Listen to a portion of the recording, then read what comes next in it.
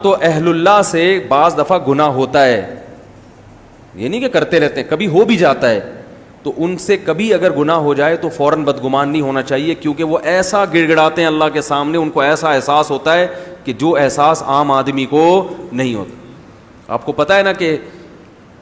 صحابی حضرت ماعز رضی اللہ تعالیٰ عنہ سے زنا ہو گیا تھا،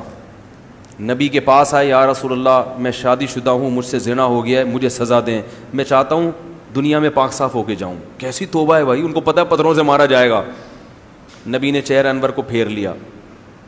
کیونکہ حکم یہی ہے، وہ دوبارہ آئے دوسری مجلس میں، سزا دیں، پھر پھیر لیا، پھر آئے سزا دیں، پھر پھیر لیا آپ نے، پھر چوتھی دفعہ آئے، پھر آپ نے صحابہ کو حکم دیا جاؤ ان کو جا کے رجم کرو۔ پھر صحابہ کرام نے پتھروں سے ان کو رجم کرنا شروع کیا، تو جب ظاہر پتھر لگے ان کے سر پہ تکلیف ہوئی تو وہ میدان سے فرار ہو گئے، تو صحابہ ان کا پیچھا کر کے گئے اور ان کو شہید کر دیا۔ تو آپ صلی اللہ علیہ وسلم نے فرمایا جب وہ بھاگ گئے تھے تو تم نے ان کو چھوڑ کیوں نہیں دیا؟ لیکن یہ دیکھو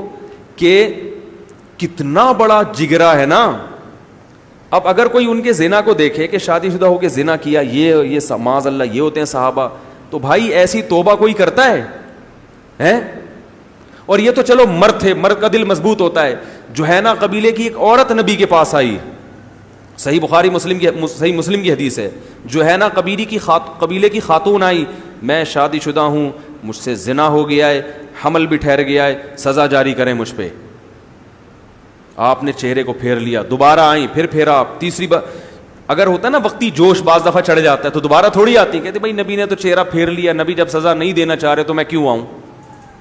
نبی بار بار اعراض کر رہے ہیں کہ جاؤ یہاں سے، مجھے نہیں بتاؤ کہ تم نے گناہ کیا ہے، مطلب یہ کہ بس اللہ سے توبہ استغفار کرو۔ بار بار آ رہی ہیں، ایک فکر لگی ہوئی ہے کہ پتہ نہیں یہ میری توبہ جاندار ہے بھی یا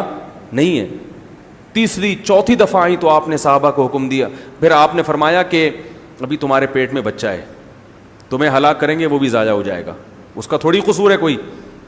بچہ پیدا ہو گیا، کتنا ٹائم لگتا ہے، پھر آئیں، اب تو بچہ پیدا ہو گیا، فرمایا ابھی تو بچے کو تمہاری ضرورت ہے، ابھی تو تم اس کو دودھ پلا رہی ہو، تمہیں مارنے سے کس کا نقصان ہے؟ تو جب تقریباً 7 سال کا ہو گیا نا بچہ، کتنا یعنی ایک ہوتا ہے نا وقتی جذبات میں آ کے تو دیکھا وہ لوگ عشاء سے لے کے فجر تک عبادت میں لگے رہتے ہیں، جیسے لوگ جب چلہ 4 مہینے لگا کے آتا ہے نا کوئی تبلیغ والا، تو تبلیغ والوں کو دیکھو 4 مہینے لگا کے رہتا ہے، ایسا نیک، ہم جیسے نالائقوں کی بات کر رہا ہوں میں، ایسے نیک، ہر دفعہ بھائی دین ہمارے اندر آیا ہے، تمہارے اندر آ جائے۔ 4 مہینے کے بعد پھر آہستہ آہستہ مسالہ اترنا شروع، جب آتا ہے تو ایسا لگتا ہے امام مہدی بس ابھی آنے ہی والے ہیں،